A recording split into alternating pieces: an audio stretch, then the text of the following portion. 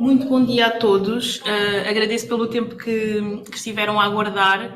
Entretanto, entraram mais algumas pessoas e nós vamos continuar a admitir os restantes participantes que, entretanto, entrem. Vamos dar início a mais uma iniciativa promovida pela AIP, o webinar denominado Os Portugueses Face ao Trabalho. Gostaria, em particular, de agradecer a participação de todas as pessoas que se mobilizaram para assistir a este webinar e, em especial, ao nosso convidado, ao Dr. Silvino Ruivo, que se disponibilizou a estar presente hoje connosco. Esta iniciativa, como outras que vêm sido promovidas pela AIP, visam contribuir para o debate de ideias, bem como para um maior envolvimento entre a AIP e as empresas. Agora gostaria também de apresentar o currículo do Dr. Silvino Ruivo. O Dr. Silvino Ruivo é licenciado em Ciências Sociais e Políticas pelo Instituto Superior de Ciências Sociais e Políticas da Universidade de Lisboa. É também doutorado em Socioeconomia pela Universidade de Paris Est-Nanterre. E é também docente aposentado do ISEG, tendo uma vasta experiência na área de recursos humanos, tanto enquanto docente como enquanto consultor. Este webinar é um webinar diferente porque visa a apresentação das conclusões e sugestões, porque é um livro que tem um caráter bastante didático do livro da autoria do Dr. Silvino Ruivo, que se chama Os Portugueses Face ao Trabalho, que, entre outros temas, aborda questões como o trabalho nas organizações, nas empresas, fatores que contribuem mais ou menos para a produtividade no trabalho, fatores que contribuem para o autodesenvolvimento, e é importante também realçar que e dar desde já os parabéns ao Dr. Silvino Ruivo, que este é o primeiro estudo sobre esta temática que é feito em Portugal.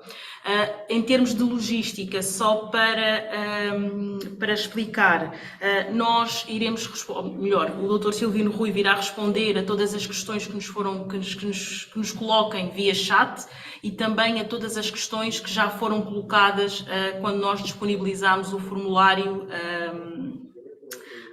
quando fizemos a divulgação do webinar. Eu ia pedir que as pessoas mantivessem os microfones desligados, estejam à vontade para manter as câmaras ligadas, mas pedia que tivessem os microfones desligados e, por último, resta-me desejar uma boa sessão a todos. Eu irei agora passar então a palavra ao Dr. Silvino Ruivo. Muito obrigada. Bom dia a todos. Obrigado pela vossa presença, pelo vosso interesse e, como disse a doutora Janine, responderei que estou disponível para todas as perguntas que quiserem fazer. A doutora Janine já referiu o aspecto didático desta obra, uma obra que é o resultado de um estudo feito a 1001 assessorados, através de meios específicos de assessment, dos quais cerca de 500 gestores, chefias e 600 trabalhadores subordinados. Devo dizer que os direitos de autor, felizmente, creio, segundo a editora, é um livro que tem tido procura. Os direitos de autor são a favor de instituições de solidariedade social. Ao mesmo tempo, também aproveito para informar a todos aqueles e aquelas que foram comprando o livro que, a pedido da editora, estarei na Feira do Livro para contatar as pessoas que compraram o mesmo e autografá-lo. Estarei, digo, na Feira do Livro no dia 29 deste mês, Feira do Livro de Lisboa, deixem-me precisar, no dia 29 deste mês, às 20 horas.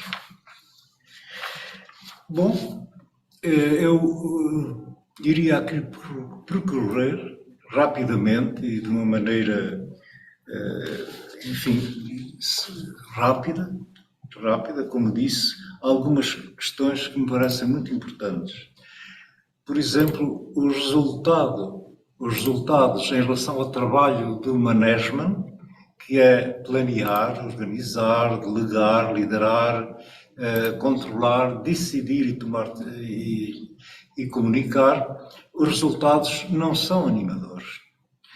Os resultados dizem-nos que, por exemplo, no domínio do planear, só 19,1% dos gestores portugueses são bons a planear, só 21% a organizar, simplesmente 5,4% a delegar. Isto é, não querem, não podem ou não sabem delegar tarefas. A liderança, por vezes, não é tão boa como seria desejar e, em muitos casos, tem caráter de capatazia, o que pode levar a alguns problemas graves no seio das organizações, como a desmotivação e o burnout. Em termos de decisão, de nível bom, só temos 25,2% e comunicar 29,1%. São resultados efetivamente modestos, embora possam melhorar se nós agregarmos o nível bom com o nível de suficiente. Digamos assim, estes resultados do trabalho do management colocam problemas graves no dia-a-dia das organizações, e alguns autores, inclusive, dizem que isto está a levar a um caminho da cruz o patronato para poderem encontrar os líderes, os gestores adequados às suas organizações e, sobretudo, a estes novos tempos de disrupção técnica e social que, de facto, põem problemas novos e muito importantes nas organizações e à respectiva gestão. Também chamo aqui a atenção para a questão digamos, fatores como, por exemplo, entre muitos outros que constam do livro, o dinamismo e a persistência. Nível bom, ou seja, pessoas dinâmicas no trabalho, e aqui estou a falar em geral, misturando gestores e trabalhadores subordinados, trabalhadores do dia-a-dia. Só 17,% são dinâmicos e persistentes. Felizmente, ao nível bom, temos 36,8%. Mas, apesar disso, são simplesmente 36,8%. No entanto, desde já chamamos a atenção que isto, o dinamismo e a persistência, tem a ver com a produtividade da economia portuguesa. No entanto, chamo a atenção que não é só nestes fatores de dinamismo e persistência que ela pode assentar, mas ela, a produtividade, é função da qualidade de management, dos gestores, da qualidade dos gestores, é função da competência técnica dos trabalhadores, é função do nível de motivação que os trabalhadores têm no exercício das suas funções, é função do reconhecimento por parte das chefias do desempenho do trabalhador, é função das tecnologias usadas no trabalho, e aqui a produtividade do trabalho em Portugal sofre muito por os nossos empresários ainda não terem integrado nas suas empresas de modo satisfatório as novas tecnologias, porque reconheçamos que o trabalhador que em Portugal tem um determinado nível de produtividade, que veremos um pouco mais à frente, esse mesmo trabalhador, quando imigra para a França, para a Alemanha ou para o Luxemburgo, insere-se em níveis de produtividade muito mais elevados. No entanto, é a mesma pessoa, com a mesma formação, só que está integrado em grupos e em dinâmicas de trabalho com novas tecnologias que, infelizmente, em geral, em Portugal ainda não existem e, portanto, não nos permitem aqueles níveis de produtividade que verificamos noutros países que estão à frente de nós neste domínio na Europa. E, finalmente, digamos, a produtividade também depende de políticas públicas de apoio aos empresários empreendedores, eu sublinho, não aos empresários só, mas aos empresários empreendedores que podem acrescentar uma mais-valia à economia portuguesa através de projetos inovadores. Também faço aqui uma breve referência à questão das inteligências, da inteligência no trabalho. Eu ponho em primeiro lugar a inteligência emocional, ou seja, que é supletiva da inteligência lógica. E é condição, essa inteligência emocional é condição de um bom ambiente de trabalho.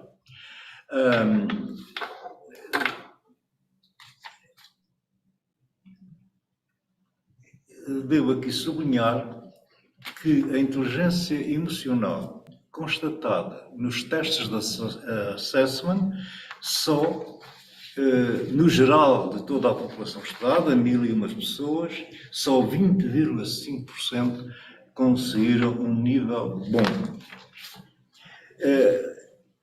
A inteligência lógica, como sabemos, é uma inteligência operacional e é uma boa ajudante da inteligência emocional, a qual, obviamente, não é alheia à produtividade no trabalho.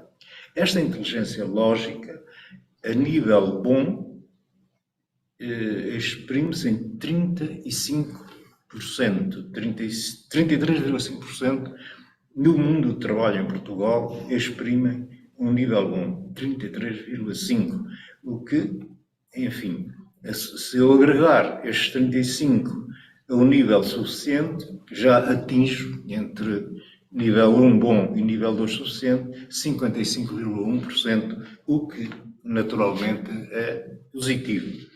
Uma vez, num processo de recrutamento para uma empresa americana, eu fui diretor de recursos humanos de uma empresa americana, a NCR Corporation. O diretor da Liberty Assurances pedia-me: apresente-me pessoas inteligentes, o resto eu resolvo. Portanto, como condição para tudo na empresa, era que fossem inteligentes lógicas, ou seja, detentores de uma inteligência lógica. Este trabalho, enquanto ensaio, enquanto uma reflexão sobre os resultados, tem em conta, e o livro exprime isso em diversas situações, em diversas páginas, que estamos perante um tempo de disrupções tecnológicas, sociais e políticas. Esta disrupção em relação às tecnologias anteriormente usadas, relações sociais que caracterizaram uma certa época no passado, e até políticas, porque desde os anos 80 que a União Europeia, o espaço onde nos inserimos, tem vindo a deslizar da política liberal para uma política neoliberal. E isto tem consequências sociais muito acentuadas. O estudo tem em conta e enquadra estes resultados na aurora da quarta revolução industrial. Uma revolução, sobretudo, como se dizia um bocadinho mais abaixo, onde irrompe a inteligência artificial e os computadores quânticos.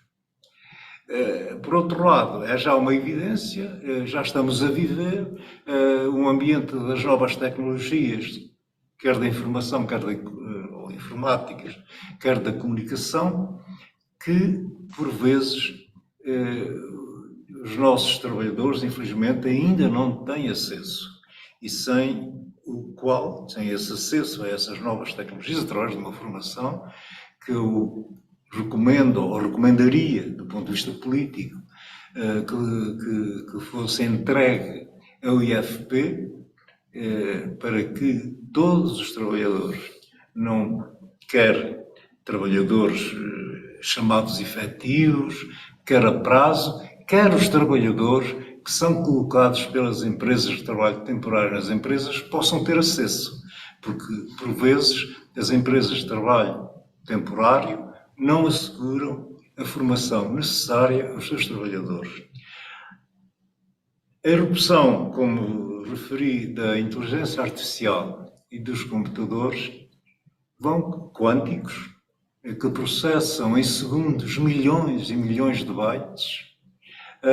Esta erupção nas organizações com certeza que vai ter consequências importantes, não vou dizer que graves ou não graves, mas consequências importantes a nível do emprego e do modo de gestão das pessoas. E a nível do emprego, esta irrupção permite-nos prever uma diminuição, pelo menos a curto prazo, de uma diminuição significativa de postos de trabalho, embora a médio prazo possa haver uma recuperação desses mesmos postos de trabalho, mas já com outras características para as quais os trabalhadores terão que se organizar. Neste contexto, é urgente que os gestores sejam altamente competitivos e que estejam motivados para encarar, para viver estas disrupções tecnológicas, sociais e políticas. Na página 224 deste trabalho, e no contexto, digamos assim, sociolaboral em que coloco esta questão no livro, é importantíssima a avaliação de desempenho. A avaliação de desempenho, através dos SADs, ou sistemas de avaliação do desenvolvimento ou do desempenho individual, é muito, muito importante. Tem havido uma tendência desde os anos 90 do século passado para abrir o leque dos níveis de avaliação. E isto por pressão, sobretudo, dos sindicatos e dos gestores do dia-a-dia, das pessoas, pressionados para, digamos, avaliarem a performance das pessoas, não num leque estreito, bem determinado, bem objetivo, mas bastante alargado para acomodar as mais diversas situações que se colocam neste processo de avaliação.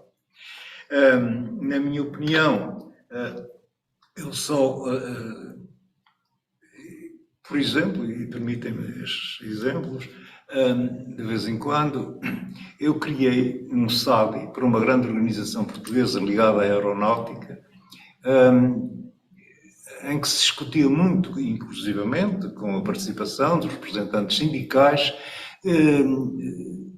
se a empresa deveria adotar os 4 níveis que eu propunha, tecnicamente propunha, ou os 6 ou 7 que os gestores e alguns gestores e, sobretudo, os sindicatos propunham, portanto, muito mais alargado. Finalmente, a administração desta empresa aceitou a minha proposta dos 4 níveis, embora, eu também admito isso aqui no livro, possa haver um 5º nível de acima do bom, ou seja, outstanding, porque de facto nas organizações, embora raramente, acontecem pessoas que são verdadeiramente outstanding, que estão bem acima dos bons, são mesmo muito bons, mas é evidente que este tipo de avaliação, além de dever ser séria e honesta, deve também ter já uma resposta. Ou seja, estas pessoas estão a requerer uma promoção não só em termos hierárquicos,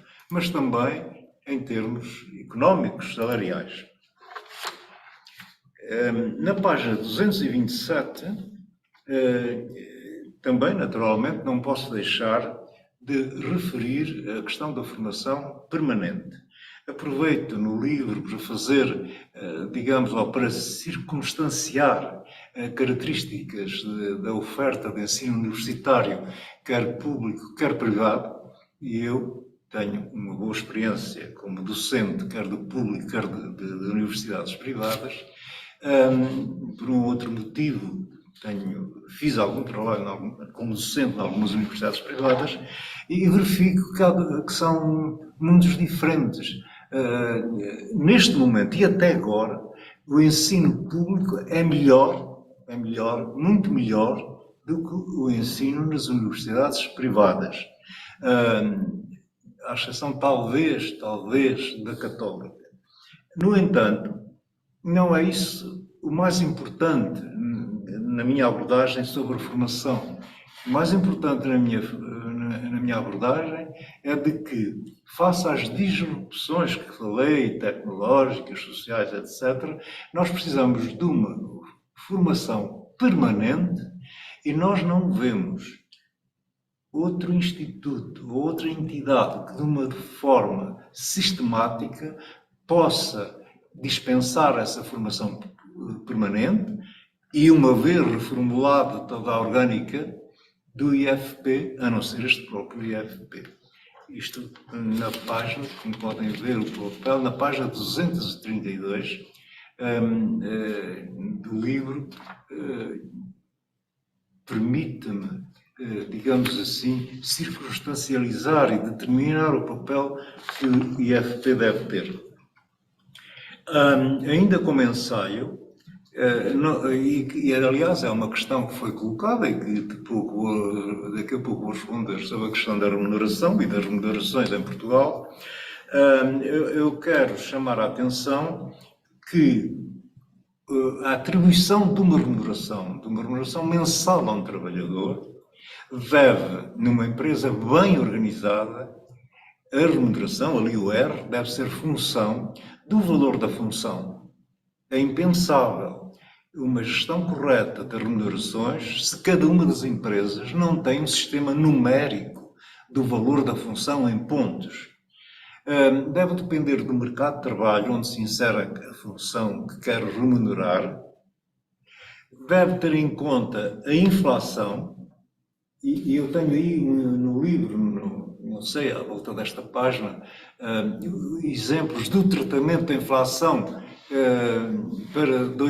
dos salários a partir de 2022. Dou lá um exemplo, uma vez que este livro foi feito, terminou no último quarto do ano passado e, portanto, já conhecíamos a tendência da inflação e já me permitiu fazer um exercício concreto que os meus leitores poderão ver aí acerca disso, acerca da inflação. Depois, também depende, também é função do desempenho individual. É evidente, eu não posso dar um salário ou atribuir um salário para uma empresa com o mesmo valor se tenho 2 trabalhadores que têm desempenho desigual. E, por outro lado, também não pode haver remuneração correta se a empresa não tiver capacidade para pagar. Isso é um outro problema que veremos um pouco mais à frente.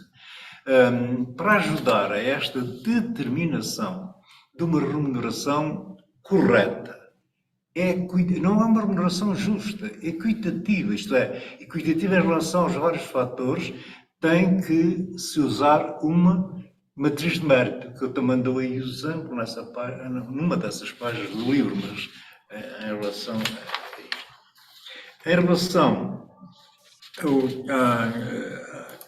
digamos assim, à produtividade, e de caminho também em relação à resposta à questão dos salários, etc. Abordarei isto de uma maneira mais simples e ao mesmo tempo mais técnica, a questão da produtividade, mas desde já devo dizer que a produtividade em Portugal, como em qualquer parte do mundo, é função digamos, da qualidade do management, qualidade dos gestores, é função digamos, do trabalhador, enfim, da motivação do trabalhador e assim sucessivamente, como poderão ver no livro. Eu vou avançando um pouco mais rapidamente, porque certamente há várias questões que vão ocupar o nosso tempo. E portanto, só aqui uma questão, para terminar, das carreiras profissionais. Neste momento, discute-se muito, toda a gente fala nas carreiras profissionais, sobretudo quando estamos a falar estas manifestações contínuas dos professores, das mais diversas atividades laborais e sindicais, e confunde-se carreira com diuturnidades. O que os sindicatos estão a pedir é diuturnidades e uma remuneração por anos de trabalho.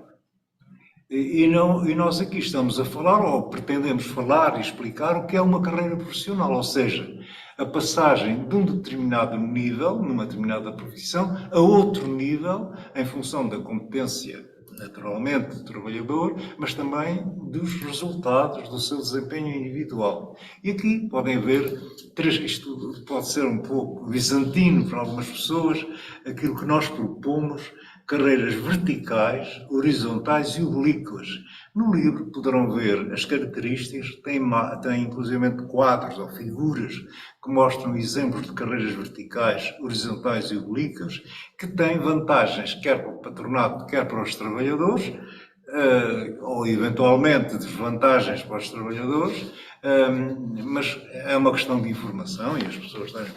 A partir de agora estou disponível para as vossas questões, ok? Obrigado.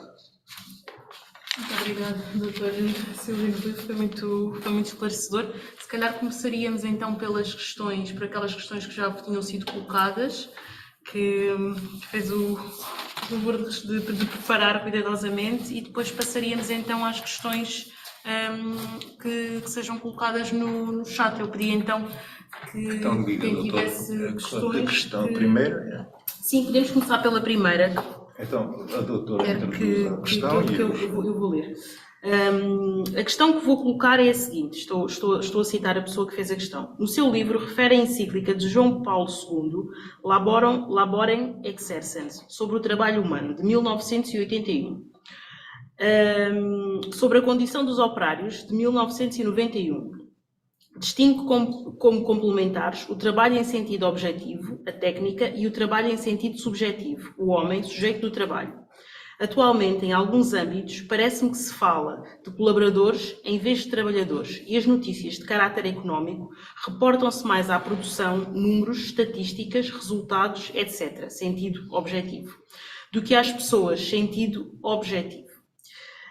Que lhe parece? Gostava de ouvir um comentário seu. Quer começar por esta? Ok, o meu comentário é, antes de mais, o termo colaborador é uma denominação ideológica que dificilmente cola à realidade. Ou seja, no nosso livro, 98% das referências aos trabalhadores são trabalhadores, pura e simplesmente trabalhadores. Quando falamos 2% no total da obra, do livro, em colaboradores, é em situações específicas em que o trabalhador, independentemente da sua origem social e do seu posicionamento na hierarquia social, adere por convicção a esse plano objetivo de trabalho apresentado pelo patronato. E isso acontece. Por isso, digo que é uma ideológica, porque é um a priori de que os trabalhadores, enquanto pessoas, se identificam subjetiva e plenamente com o sentido e caráter objetivo dos planos e das práticas económicas dos donos dos meios de produção. E rara, excepcionalmente, isto acontece. Quando o denominado não cola com a realidade, estamos no âmbito ideológico. Portanto, a realidade, na minha opinião, é que devemos continuar a chamar aos trabalhadores subordinados e assalariados trabalhadores. Poderão ser colaboradores em certas circunstâncias, como até veremos. Aqui, na outra questão levantada, que é a complementaridade da objetividade, ou seja, o tal plano económico traçado pelos empregadores, e da subjetividade, ou seja, a atitude do trabalhador neste mundo laboral. Parece que os números 5 e 6, eu vi isto ontem à noite, isto obrigou-me a ler a encíclica, parece-me que os números 5 e 6 da Laborem Exercens, de João Paulo II, embora reconhecendo a liberdade do poder de gestão dos donos dos meios de produção de bens e serviços, no plano objetivo, reconhece essa liberdade, estes devem reconhecer, ou seja, os patrões devem reconhecer de modo complementar a necessidade da adesão subjetiva e livre do trabalhador àquele plano.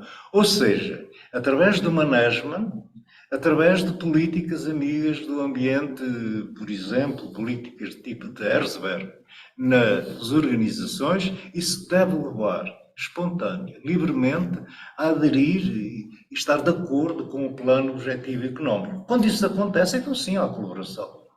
Há colaboração, naturalmente. Sem o respeito pela pessoa do trabalhador, por parte do patronato, por um lado, e da livre adesão ao plano objetivo da organização económica patronal por parte do trabalhador, por outro, dificilmente se encontrará a paz social nas relações laborais. Vamos passar ao próximo. A questão seguinte estava relacionada com o significado de bullshit jobs. De facto, no livro eu refiro a existência de bullshit jobs, que são trabalhos marcados pela precariedade, tendencialmente mal pagos, sem perspectivas de carreira profissional e cujo management se caracteriza pela capatazia, ou seja, são mais capatazes do que chefe. São aquelas pessoas que dizem faz, raramente ou nunca dizem vamos fazer.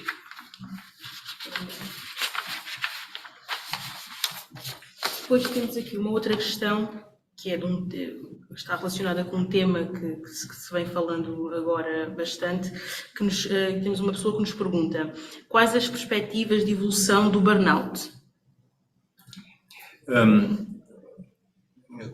Se está presente o autor nesta sessão, eu devo dizer-lhe que a questão não é sobre a evolução do burnout. Esta é uma questão para a psicologia clínica perante casos concretos de burnout. Tem que tratar qual é a evolução da atitude da pessoa, etc. Mas como aparece, penso que a questão que quero colocar é como aparece e desenvolve o burnout nas organizações. E para mim há condições objetivas e subjetivas. Condições subjetivas normalmente são trabalhadores com uma baixa autoestima, trabalhadores com uma baixa capacidade de automotivação, isto é, aqueles trabalhadores que podem prescindir da heteromotivação, isto é, aquela que vem das suas chefias, etc., mas, não existindo essa, eles próprios se automotivam, estão identificados com o trabalho, são profissionais, levam a coisa a sério. E trabalhadores com baixa autoconfiança. Portanto, essas três baixas, autoconfiança, baixa capacidade de automotivação e baixa autoestima, são condições subjetivas que levam as pessoas ao burnout. Mas há condições objetivas, onde isto depois se desenvolve, ou as consequências das condições subjetivas. E as condições objetivas são um management caracterizado pela capatasia, como disse, o tal management faz e não vamos fazer, um ritmo de trabalho incompatível com as necessidades sociais dos trabalhadores. Quando falo em necessidades sociais, falo em estar com a família, em estar com os amigos, em estar em organizações, por exemplo, de solidariedade social, etc. Não tenho tempo para isso, porque o ritmo de trabalho os impede de satisfazer essas necessidades sociais. E cargas de trabalho muito elevadas, permanentemente, face ao tempo alocado para a realização das tarefas e de deadlines irrealistas, causando cansaço físico e mental. E aqui temos, digamos, as questões subjetivas e objetivas para o aparecimento do burnout nas organizações. Temos aqui uma pessoa no chat que refere que não teve condições subjetivas e que mesmo assim teve um burnout. Se não teve... Bom, primeiro, a minha opinião acerca destas coisas é uma opinião, claro, é evidente. Em segundo lugar, se não tem essas condições subjetivas que eu aqui sublinho, na verdade, então, é porque há razões objetivas. A senhora tem um management, uma gestão caracterizada eventualmente caracterizada pela capitaneia, ou têm um ritmo de trabalho que é incompatível com as suas necessidades sociais e cargas de trabalho permanentes e prazos, por vezes, irrealistas face ao tempo alocado, que lhe provocam um cansaço físico e mental e levam ao burnout. Obrigada. Passando aqui para uma questão que toca em vários temas. Uma pessoa que nos questiona quais é que são as razões para a existência de baixos salários, falta de motivação dos trabalhadores, também para a imigração e imigração. É na verdade, um mundo de questões Exato. que é colocado por este nosso caro ou cara participante. Para mim, os baixos salários, para mim não, é uma questão objetiva, qualquer economista reconhece isto. Qualquer economista, qualquer que seja a tendência da sua escola económica.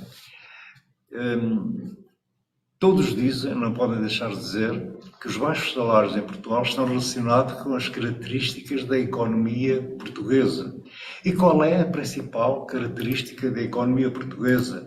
É um baixo valor acrescentado àquilo que produzimos, quer bens, quer de serviços. Digamos assim, são produtos manufaturados ou outros, com tecnologias arcaicas, simples, como por exemplo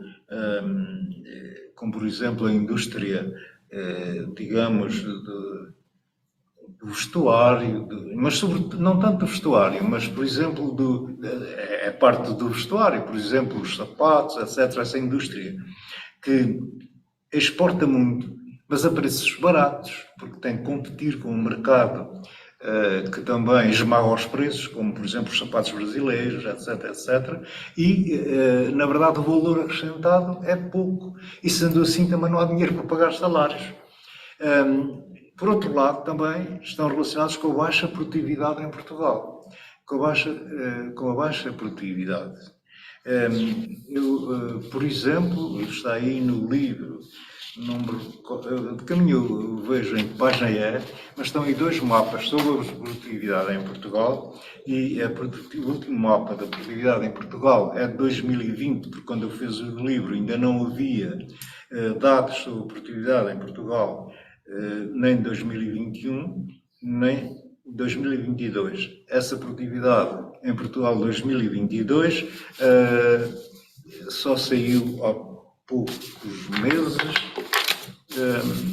e, portanto, não é animador, porque significa que dois países que estavam atrás de nós na produtividade em 2020, como a Lituânia e a Estónia, ultrapassaram-nos e nós estamos a ficar cada vez mais para trás.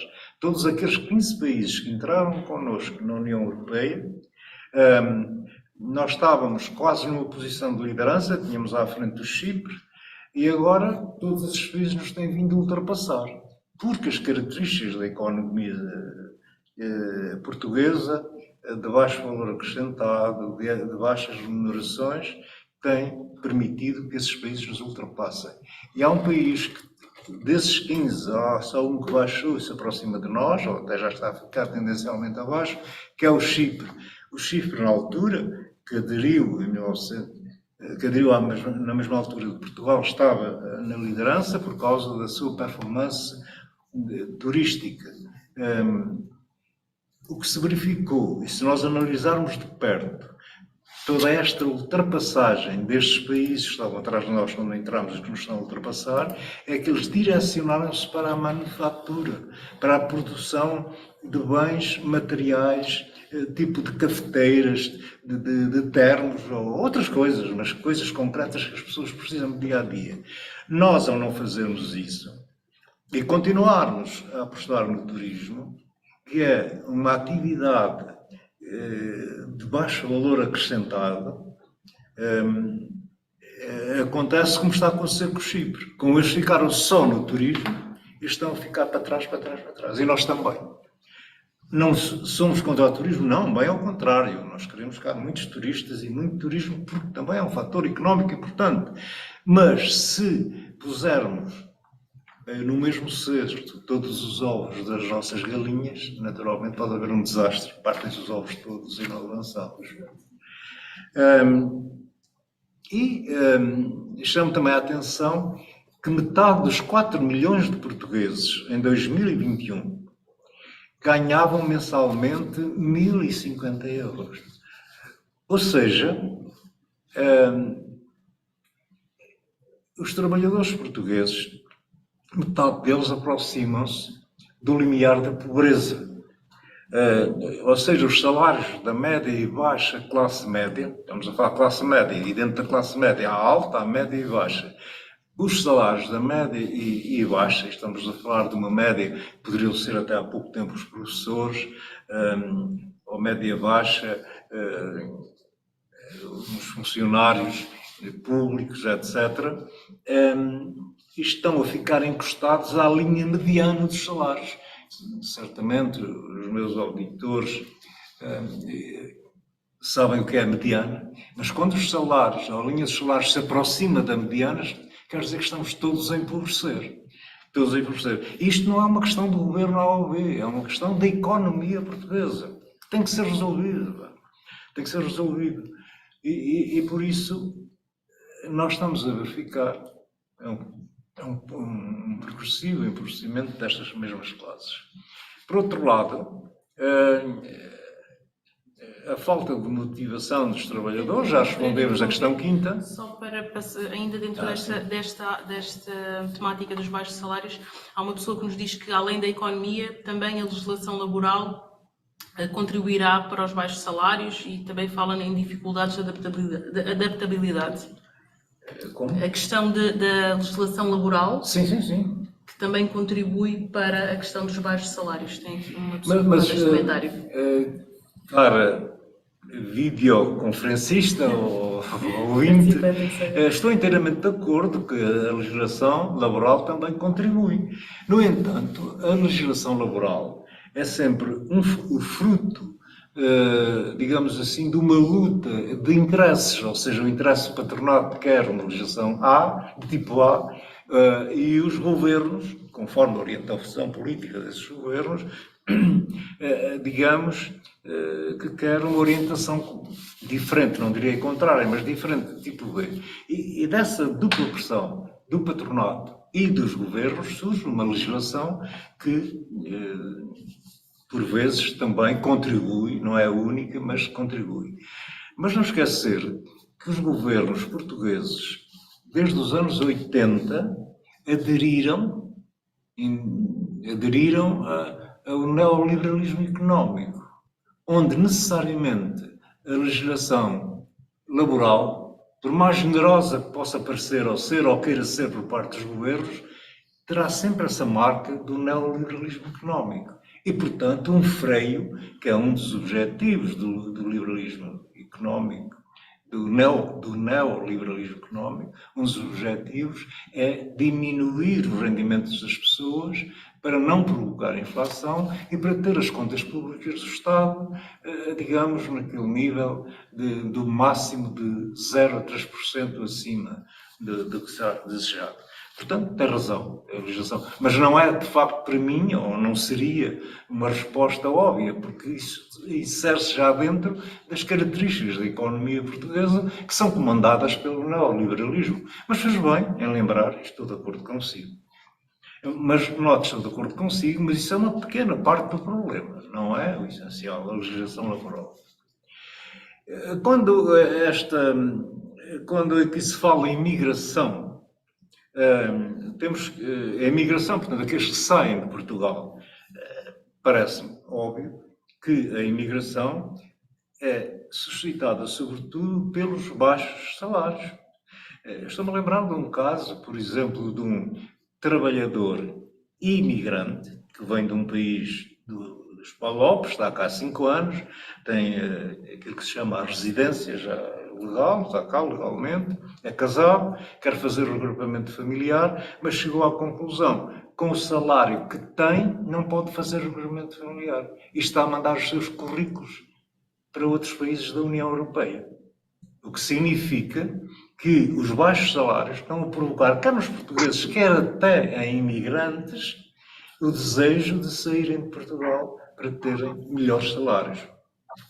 Por outro lado, torna a mesma coisa, esta imigração torna a mesma questão, são características da economia portuguesa, falta de emprego, e aqui, sobretudo, a imigração de jovens licenciados, etc., há falta de empregos qualificados para a qualificação dos jovens pós-graduados. Mas isto é pescadinha do rabo da boca, não é? Digamos, como a economia portuguesa não cresce como deveria crescer e, sobretudo, não cresce no sentido do valor acrescentado, as pessoas tendem a sair e procurar, porque não encontram cá. Essa economia não cria novos empregos interessantes para os jovens licenciados. Estes tendem a sair. Agora, aqui é a questão, eu não sei qual foi a intenção da colocação, da colocação neste contexto da imigração, daqueles que vêm para cá. Mas é evidente que a imigração também tem a ver com os baixos salários, é óbvio. Portanto, são trabalhadores, portanto, no caso português, são sobretudo trabalhadores não qualificados, que reforçam a tendência, eu sublinho, que reforçam a tendência para perenizar uma economia de mão de obra barata. Nós dizemos que temos uma economia de mão de obra barata e, portanto, os salários não aumentam, etc, etc. Mas esses imigrantes não qualificados vêm exatamente reforçar a perenização dessa economia de mão de obra barata, com baixas ou nenhumas qualificações profissionais.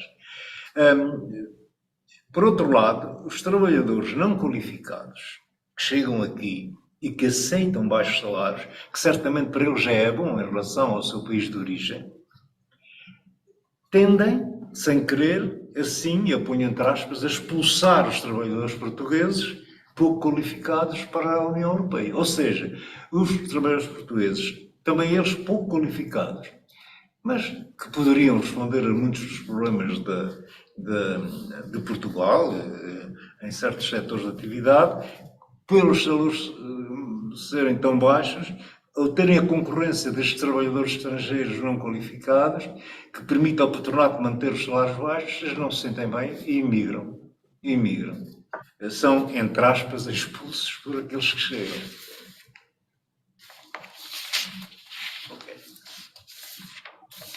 Por último, a última questão que nos foi colocada, aliás, esta questão foi-nos colocada duas vezes por duas pessoas distintas, que tem que ver então com a falta de motivação dos trabalhadores e de que forma é que os trabalhadores podem ser motivados dentro da sua profissão. Ok, peço desculpa se de vez em quando me vou repetindo, mas esta questão de motivar os trabalhadores é uma tarefa complicada num tempo de todas estas disrupções de que falámos. E aqui há um dado quanto a mim novo. Frequentemente, os mais jovens não se identificam com as tarefas que fazem ou que realizam e com as carreiras com elas relacionadas. Isto é, hoje em dia, os jovens, e quando estou a falar de jovens, estou a falar de pessoas que entram no mercado de trabalho dos 18 anos para cima até aos 30, não têm afeto, entre aspas, por uma carreira profissional. Porquê? É tudo tão precário, tudo tão difícil, os salários são tão baixos que são pessoas, digamos, facilmente traidoras das organizações onde estão e mudam frequentemente de um lado para o outro. E, portanto, como motivar as pessoas nestas circunstâncias? Eu torno aqui talvez a repetir-me, mas tomei estas notas. Condições necessárias para a motivação. Respeitar o trabalhador como pessoa, que no dizer de um homem ateu, Proudhon, do fim do século passado, ele diz que é santa, que a pessoa é santa na determinação individual do seu projeto de vida. Portanto, cada empregador deve perceber que aquele jovem de 18, ou de 20, ou 30 anos, há de ter um projeto e tem ideias claras do que quer. E, portanto, é bom dialogar com ele para tentar motivar para aquilo que está a fazer, etc. Portanto, digamos, as empresas, para não dizer patronato, mas as empresas têm que criar condições de trabalho no sentido da higiene do trabalho, o Dersberg, que todas as pessoas conhecem, e que eu refiro aqui no livro, remunerar adequadamente a sua função, tendo em conta o mercado de trabalho, a capacidade para pagar e a performance appraisal individual, como já disse, ter, digamos assim, remunerar adequadamente. Não digo justamente, porque a ideia de justiça na remuneração não existe, existe a ideia de adequação, isto é, tendo em conta o valor da função, a performance das pessoas, etc, etc. E, muito importante, em qualquer, absolutamente qualquer atividade, em qualquer tarefa, por mais simples que seja, o manager, o gestor, deve determinar os objetivos desse trabalho que sejam claros, realistas e mensuráveis. Porque podem ser claros, podem ser realistas, não está a pedir o que a pessoa não poderá dar, mas tem que ser mensuráveis, senão não posso medir a performance da pessoa. E dir-me, mas isso é para gestores intermados, objetivos e a medida. Não, é para todos, é para a mulher de limpeza.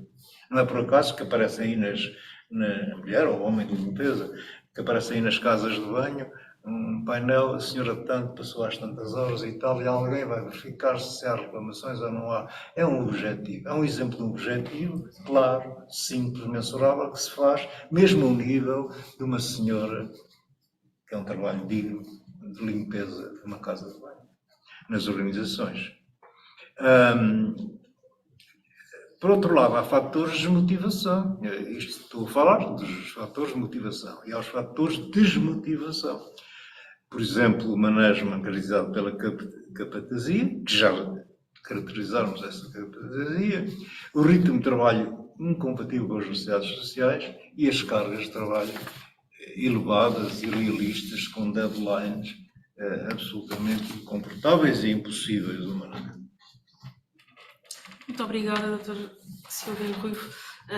Em termos de questões, não existem mais questões, foram colocadas Não aqui. há mais questões? Não existem mais questões.